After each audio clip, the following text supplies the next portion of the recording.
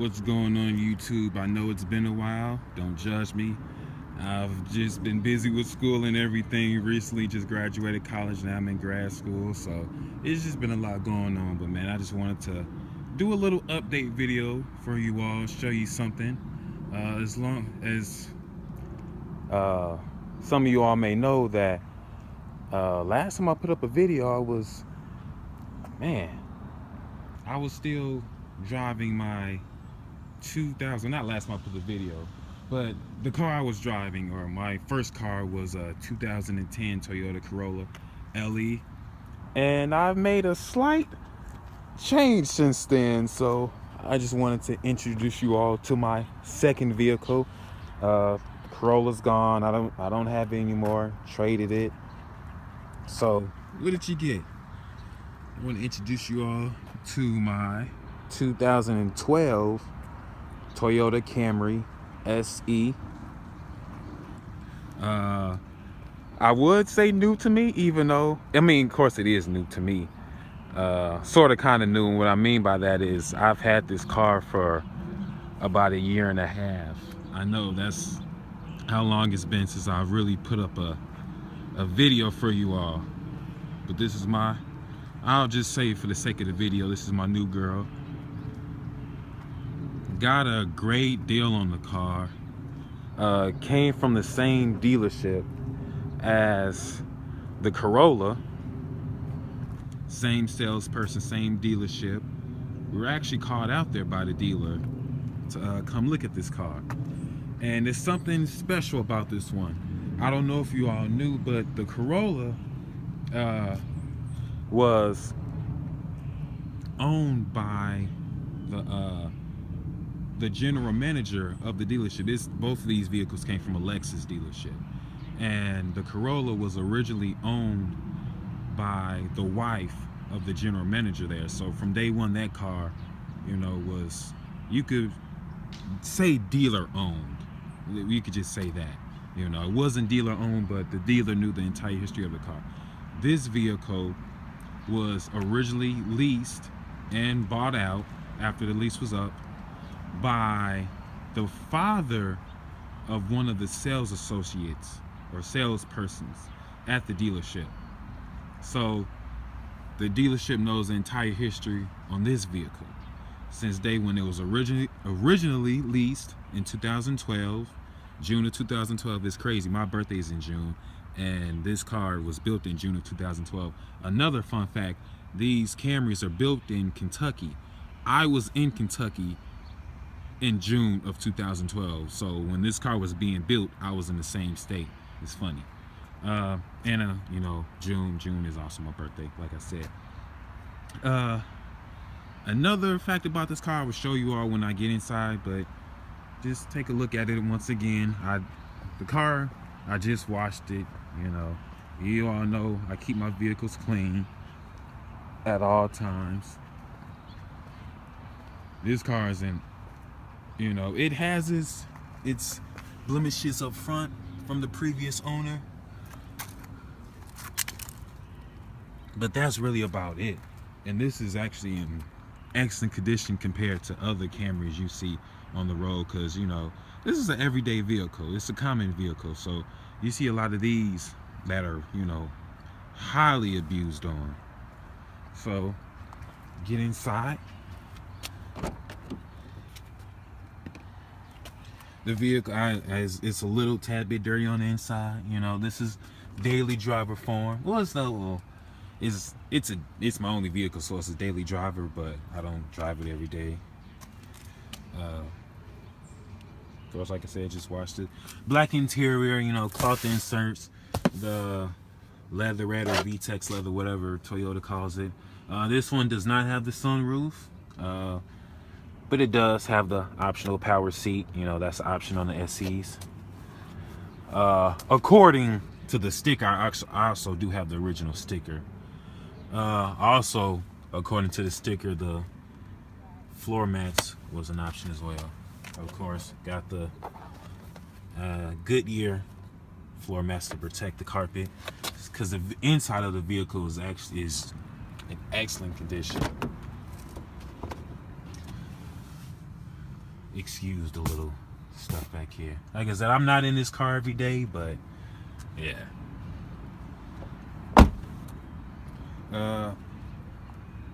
See the tires, Michelin tires. They're pretty good right now, you know. I've put a few miles on them, but here's the kicker for the vehicle, and here's what really drove us to get it, or drove me to get it. Keep in mind, this is a 2012. I'll start the car for you all.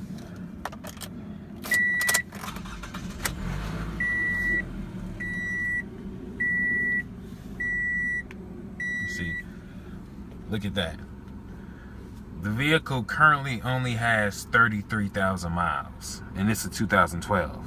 My friend just bought a 2012 Camry a couple of months back.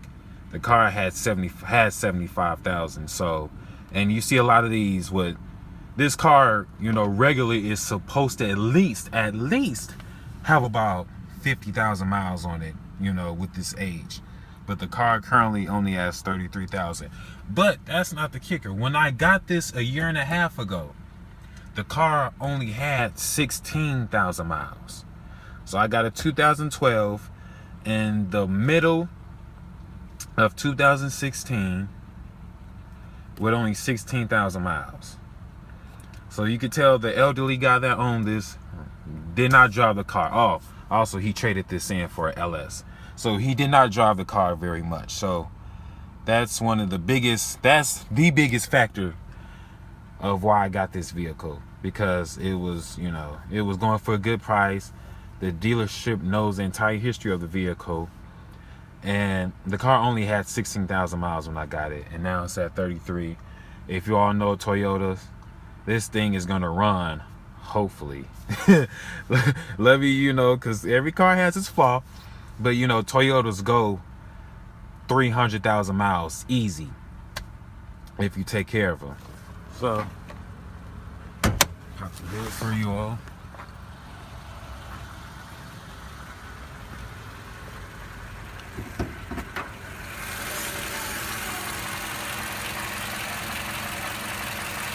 Engine's a tad, well, yeah, I'm not gonna say a tad. It's dirty. It's the 4-cylinder.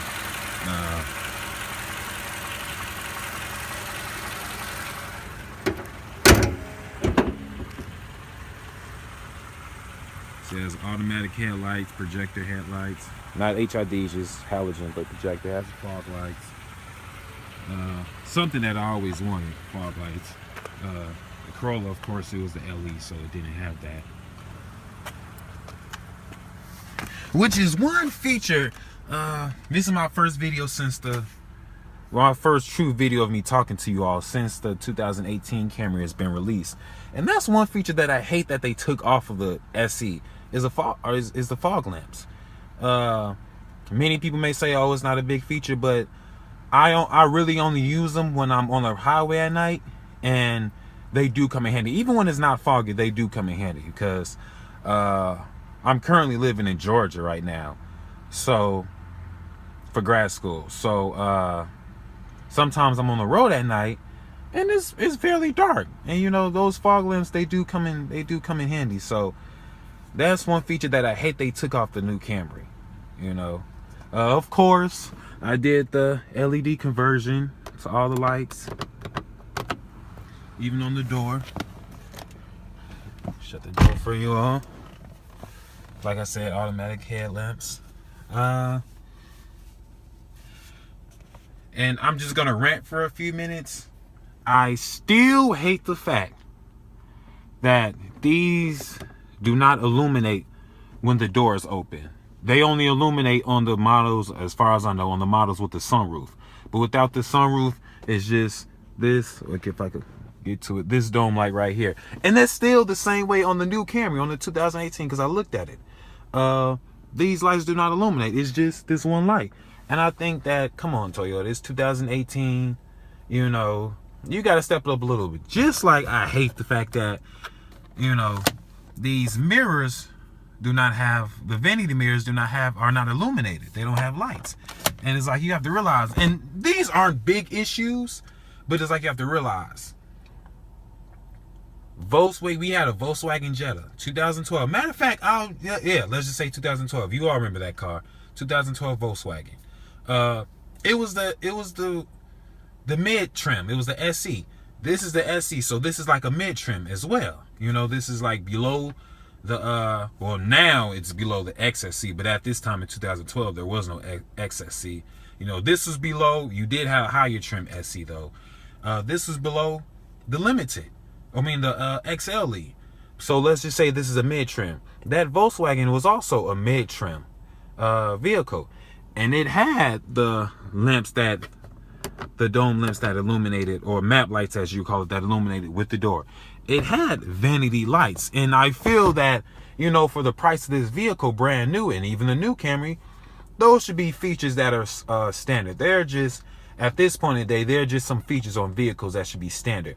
Just like I also feel that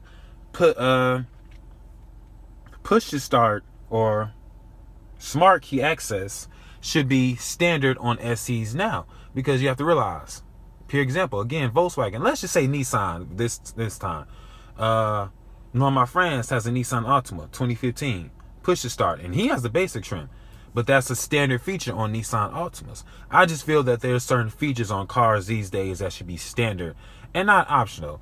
And I'm not necessarily saying this should be standard on base trims, but it's like, this is a mid-level vehicle. I think it should have the lights the map lights that illuminate with the door, and vanity mirror lights. I feel the new 2018 Camry should also have these features, which it does not. I also feel it should also have a smart key access system. But those are just my opinions, you know.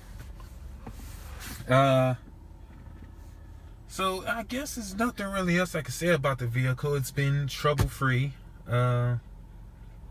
I did have to replace a switch on it, the brake lamp switch. That's what the dealership called it. I did not get it replaced at the dealership because Toyota tried to charge me almost $300 to do it. So I got it done at a Toyota certified mechanic did it.